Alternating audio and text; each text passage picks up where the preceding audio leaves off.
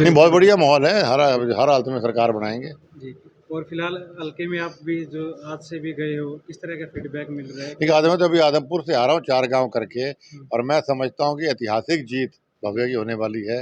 लोग भव्य के काम से बहुत ज़्यादा खुश हैं, क्योंकि इतने कम समय बल्कि 1.5 साल के अंदर जी। एक विधानसभा क्षेत्र में 800 करोड़ रुपए लेके आना हुँ, अपने आप में एक मिसाल है, और मैं एक बाप होने के नाते भी मैं भव्य को बधाई देना चाहूँगा। जी। आने वाले विधानसभा चुनाव में भव्य के अलावा परिवार का अन्य सदस्य भी इस बार जो है नज़र आ सकता है चुनाव में।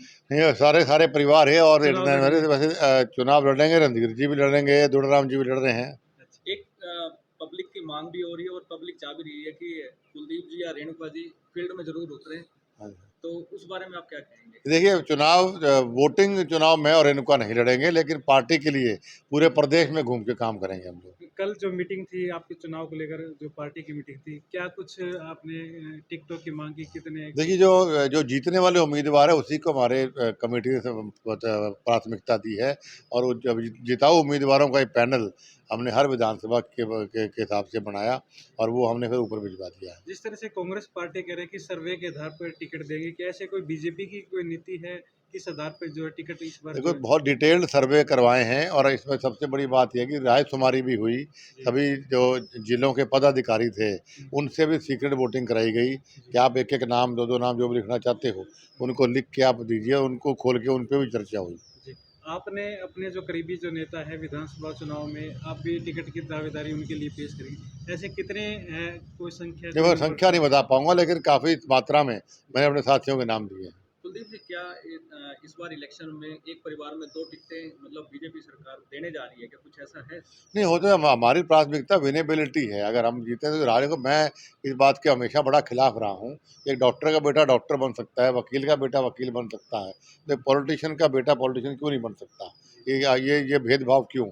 अगर वो विनेबल है, चाहे किसी का परिवार का बेटा बेटी पत्नी या खुद हो, तो क्यों नहीं, वाई नॉट। आज एक प्रदेशाध्यक्ष जी ने इलेक्शन कमीशन को ज्ञापन दिया है कि 4 दिन या 7 दिन आगे इलेक्शन बढ़ाए जाएँ। उस पर आप क्या बिल्कुल, मैंने भी हमारे समाज की ओर से लेटर लिखवाया था इनको, और ये डेट हमें हर हालत में आए करनी चाहिए। लगातार 3-4 छुट्टियां पड़ गई, और इलेक्शन कमीशन ऑफ इंडिया का को लोकतंत्र की बहाली के लिए उनका प्रयास रहता है कि 100% पोलिंग हो, पोलिंग परसेंट 100% हो। और अगर आपके लोग 5-5 दिन की छुट्टियां हैं, कोई शिमला घूमने चला गया, कोई मसूरी घूमने चला गया, तो ऐसे वोट कौन डालेगा फिर? तो हमने यार, हमारे समाज का मेला 1 तारीख को है राजस्थान में, हमारे समाज के लोग भी जाते हैं, हमने लिख के दिया कि आप इसको 4 या 5 दिन आगे करिए। सर, आपसे ये जानना चाहेंगे कि लोकसभा चुनाव में जिस तरह से आदमपुर को बीजेपी की हार मिली, ऐसे में क्या कुछ फीडबैक निकल कर आया? आपने भी जो है मंथन किया होगा या पार्टी के जो बड़े नेता उन्होंने भी किया होगा।